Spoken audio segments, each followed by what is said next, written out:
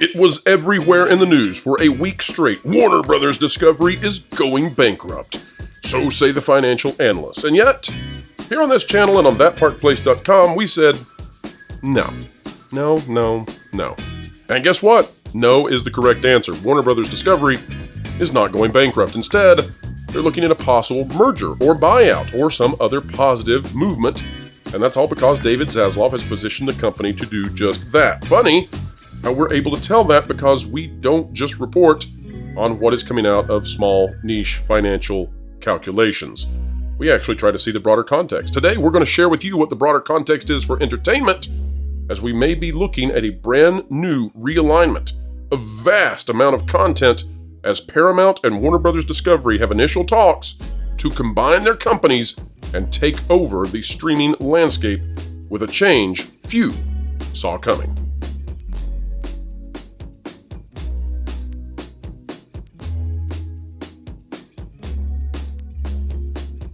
Hello folks, and welcome back to the WDW Pro channel, where we endeavor to explain entertainment, keep you ahead of the culture curve. Joining us today, Jonas J. Campbell, investigative reporter and co-anchor of That Park Place, both the website and the YouTube channel. Welcome back, sir. Good to be here. Good to bring over here to the WDW Pro channel some of what we have, which is all the news that should be fun. That's right. This should be definitely fun. Over the past few weeks, there's been this rumor that Warner Brothers was going bankrupt. I have come out repeatedly and said, no, that is not going to happen. And it was amazing to me, Jonas, to watch the mainstream media cover this, carry this, and promulgate this all throughout the websites and everything. And when you actually knew what this was about, you understood that this was like trying to measure the density of water using, I don't know, let's say an air pressure gauge. It just doesn't work. And so any common sense in regards to financials meant that you understood they had the wrong tool set for this. But I want to go back to what they were originally talking about, and that comes from this MacroAxis.com, sort of a niche financial analytical tool. It's small, it's out of San Francisco, but this was used to kind of bolster this idea. And the original article that came out of this was Warner Brothers Discovery stock probability of bankruptcy, and it goes into talking about this. The problem is that this analysis never had any kind of context to it. All they're doing is measuring numbers without any understanding of what's going on in terms of human interactions, in terms of the business itself. And so one of the things we've been talking about here on this channel, and folks, you can go back now for many, many months, we've been raising the specter that Warner Brothers Discovery is actually for sale. And if you go all the way back to January, for example, here on this channel, we were talking about Harry Potter being revivified. We were talking about the DC Universe and the way that that's being structured such that anybody who came into being with Warner Brothers Discovery would be able to take that and run with what James Gunn is doing, but also mold it into whatever they want because they've left the door wide open. And so all of that was indicating to us, in addition to different sources telling us this, that Warner Brothers was probably for sale. And so when we heard that it was going bankrupt, I was laughing because no, it's being played exactly like a company that needs to be for sale. Jonas, it's not necessarily going to be bought out now, but what is going to happen probably, maybe, sort of, is a merger. So talk to us a little bit about that merger that is now coming out. And again, if that merger happens, it's not going bankrupt. Yeah. Well, first of all, I'm not absolutely sure that someone else might come in here and try to buy out Warner Brothers. Comcast has stuck their hand up and made indications that maybe they want in on some of these talks. So, and this could be, Jonas, the opening door for that. And Zaslav may be smart enough to be doing this publicly, and Paramount as well, with the idea of finding some people who say, those talks are happening. We want in on that. Right, exactly. So what it looks like here is you've got two, relatively speaking, teeny tiny companies compared to a lot of the companies that we talk about here. We're more in the $30 billion range, and Paramount is in the $10 billion range, billion with a B. Sorry if I'm not enunciating. So this would be a merger, but it's not a merger of equals in any sense of the word, if any such thing ever existed.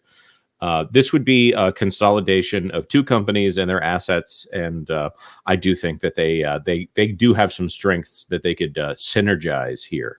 Well, the intellectual properties that they have combined together could be very powerful when put together in a streaming service, and everything seems to be going to streaming even if it was a bad idea in the beginning to structure these things such as they are.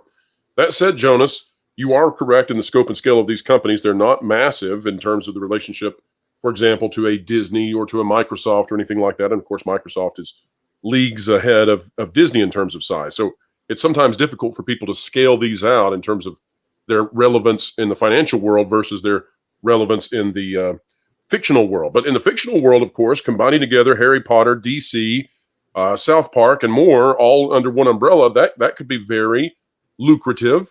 And this is something we've been, I guess, knowing would happen for a very long time. And that is that at the end of the day, the market simply cannot manage dozens of streaming services. That can't happen, and any of those streaming services be successful, other than the top two or three. And because of that, you're probably going to see a consolidation of streaming services down to maybe 5 or so.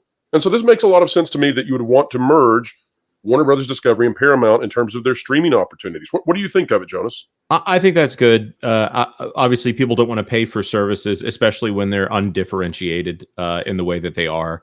When you have a Hulu and a Paramount Plus and Max and things like that, to where they're generically not differentiated. One good thing I will say about Disney Plus, it's definitely differentiated in that you know exactly what you're getting. You're getting Disney quality, whatever that means. Right, exactly. Whatever you might perceive that quality to modern be. Disney quality. Right. Because you've got to label the classic Disney quality. You got to put you got to put a label on that and tell people, don't watch this, it's terrible. But go ahead and watch it. Exactly. And but the problem that we see is, what is the difference between Roku and Tubi and Pluto, which, by the way, Pluto owned by Paramount right now. And that would be something that Warner Brothers would probably want to get their hands on, since they've said they want a free with ads streaming service, and they have not developed one yet, or they haven't announced one yet. So maybe they already knew that they were looking to acquire another company like Paramount, or maybe they thought they would go and they would acquire Fox's one, which is Tubi. So this is a merger that could play to the strengths of both companies, not just in the intellectual property space, but the thing that I like right now, even though I like to use the word oligopoly and monopoly and all that. Oligopoly meaning control by a small group as opposed to control by one single company. In this case, if anybody wants to set up a server and do a streaming service in the world, the barriers for entry are low, unless you have to scale to the global sense of the word. So this is less of a danger from when we had to worry about 4 broadcast networks. And if somebody else wanted to make a broadcast network across the United States, they would have to build towers across the United States. And in this case, this is actually more competitive than a lot of people would like to indicate, because people are owning intellectual properties more than they're owning an entire mark out in an industry. Correct. Now let's read the article out of Variety by Todd Spangler and Jennifer Moss. I also want to remind people that Todd Spangler is the author who came out and decimated Disney and really opened the floodgates in Hollywood to say, it's okay for us now to talk about this. It's not relegated to Forbes. It's not relegated to CNBC. Now it is part of the actual Hollywood conversation that is allowed. It can be part of the entertainment doctrine that indeed Bob Iger is on the rope. So Todd Spangler, that's the position that he has taken, and really, that was the first step into that with the top 10 moments for Disney in 2023. Now coming out with this article, Warner Brothers Discovery, Paramount Global, and merger talks. So let's see what his assessment is here. Warner Brothers Discovery and Paramount Global have held talks about a potential merger of the two media companies. Variety has confirmed. Warner Brothers Discovery CEO David Zaslav met with Paramount Global CEO Bob Bakish in a lunch meeting Tuesday in New York, where they discussed a possible merger, sources said. Zaslav has also talked with Sherry Redstone, whose National Amusements Incorporated owns a controlling stake in Paramount Global, about a potential combination of the companies. Reps for Paramount Global and WBD declined to comment. I'm sure they did. Yeah, how about that? They probably didn't like that this was made public whatsoever. Terms of a possible merger of the companies could not be learned. Both companies have enlisted bankers, but the status of the talks are described as very preliminary. As of the end of Q3, Paramount Global reported long-term debt of $15.6 billion, considerably less than Warner Brothers Discovery, whose debt load stood at $43.5. But in terms of market size, Warner Brothers is the big fish with a market capitalization of $28.4 billion, as of close of trading December 20th, compared with a 10.3 for Paramount Global. I also find it interesting that Warner Brothers Discovery is at that point, Jonas, where they have finally flushed out the pre-Zaslav content, Aquaman 2 being basically the final piece of content they had to get out the door, contractually obligated to do so, and now that that's out, we will actually see what is it that Zaslav has in his repertoire. Will it be successful? Will it be unsuccessful? You know, it's sink or swim now for Zaslav, and whatever you may think of the man, we're going to get, I think, a proper reading of the barometer there. Not really in 2024, though, because there's going to be so little content, but really 2025. That's when I anticipate that Warner Brothers content will be hitting fast and heavy and hard. And if you look at the franchises that we're discussing here in a Warner Brothers Discovery Paramount Pictures combo, again, folks, the numbers in terms of financial girth, not as impressive as if we were talking about a Disney. On the other hand, the creative girth of this is significant. Terminator, Transformers, Mission Impossible, Top Gun, A Quiet Place, Teenage Mutant Ninja Turtles, The Godfather, Paranormal Activity, Scream, Star Trek. We've got DC, Harry Potter, Lord of the Rings, and we could keep going on and on. CNN, HBO, TNT, TBS, Discovery Channel, Cartoon Network, Food Network, etc. So there's a lot here that would be on the table for combinations. And Jonas, it just so happens that a lot of people apparently have been predicting this for a while. I want to turn to the prophetic voices of Red Letter Media and see what they had to say. Only 1 minute of this, folks, only for news coverage purposes. We're going to comment on this right now, but here we go. I'm signing up for Apple TV Plus and CBS All Access right now. Will that let me watch Star Trek? Yes. And the movies too? No, you'll need Paramount Plus for that. And you can see here it says on September 15th, 2020, it was announced that CBS All Access would rebrand as Paramount Plus in 2021. And that's how we got all of this weirdness with South Park, by the way. And then, of course, talk now between Warner Brothers Discovery and rival Paramount. They're launching the new Hasbro Plus streaming service. Plans for and we're breaking it all down. Play-Doh, Cabbage Patch Kids, GoBots, Nerf, My Pet Monster, Mask, Pound Puppies, Hungry Hippos, Magic the Gathering, Candyland, Clue, Monopoly, and so many more! After Barbie broke a... So you can see the humor here, Jonas, in sort of mocking the consolidation.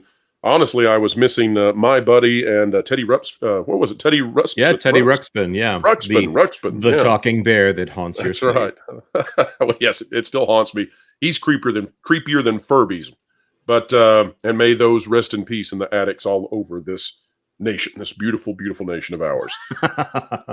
Jonas, to wrap things up today, Disney Plus not doing well in terms of its success rate when you're looking at subscriber numbers in North America, when you're looking at viewership.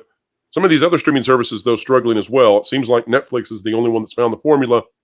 Do you think that the combination of Paramount and Warner Brothers Discovery potentially creates something that is big and broad enough that consumers will latch on to a new streaming service and stay there? Absolutely. Max is pretty much profitable.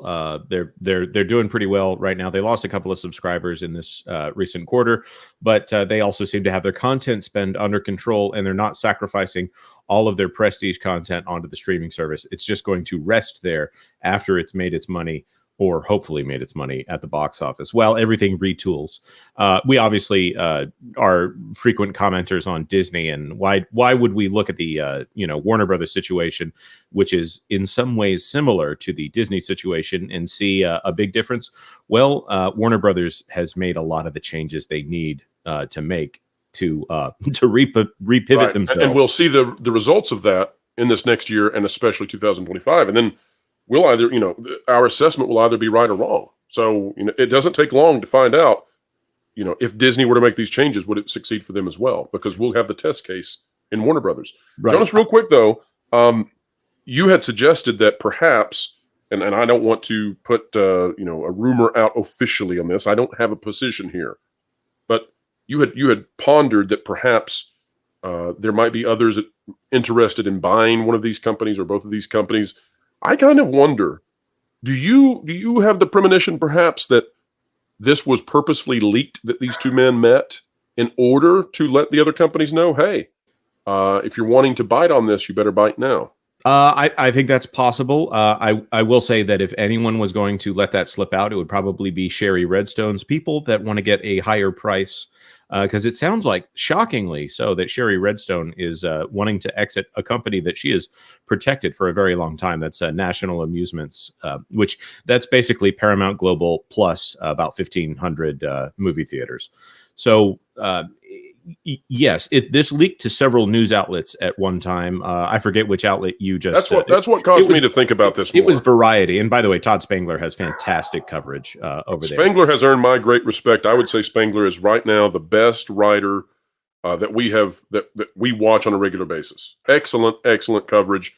Until he says something I disagree with, and I'll change my mind. I agree. And then Alex Sherman over at CNBC is also covering this stuff as well. So every article other than the Axios one that I saw, and by the way, Axios getting this first makes you go, darn you brought up Sherman, and I agree he's great too. Now I can't decide, Jonas. Well, yeah, there are people out there that are not snorting the pixie dust or trying to do the work of a rag. They're trying to do real journalistic work out there.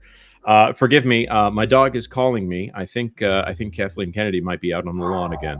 Oh, Jonas, rush out there and see if you can get the leash. Folks, we hope you enjoyed this conversation. If you did like it, consider clicking the like button. Share, subscribe. When you click it, you stick it to the algorithms. It's the notification bell. Drop a comment down below. Let us know. Are you shocked, I tell you, that Warner Brothers is not going bankrupt? Just like we said, for a week, while the Access Media ran with it like a bunch of ninnies. A bunch of nincombobbed ninnies. Wait, Jonas, it's that time of year. Maybe they're cotton-headed ninny mugginses. I don't know. I don't know what the plural of that is. But folks, yeah, Warner Brothers not going bankrupt. We told you, it's obvious. Merger, maybe. Buyout, probably. Zaslav smart? Yeah, we think so. All right, folks, that's it. We hope you're having a great time. Happy holidays, Merry Christmas. Folks, wherever you are and whatever you're doing, keep learning, keep growing, and keep having fun. Wilton, you know you're not allowed in the kitchen. And, it smells like burning dog hair. What are you doing in here? Well, I got a DM from Slade Wilson on how to roast Jonas. I mean, I didn't bother reading it, because I already have the perfect plan. Wait a minute. So you're challenging Slade? Well, not really. It's more like what Caffeine Kennedy and Kevin Feige do to Disney. A tag team of destruction. Plus, we're also making sure that everyone knows to subscribe to WDW Pro this Christmas. Well, I appreciate you helping Pro, but doing one good thing does not make up for both of you doing a bad thing.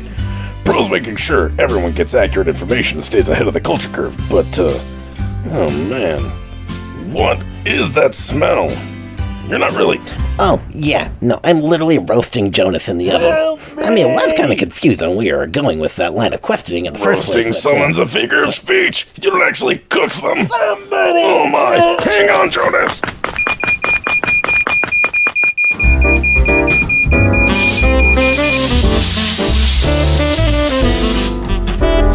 Well, I hope you're happy about what you've done this Christmas, Wilton.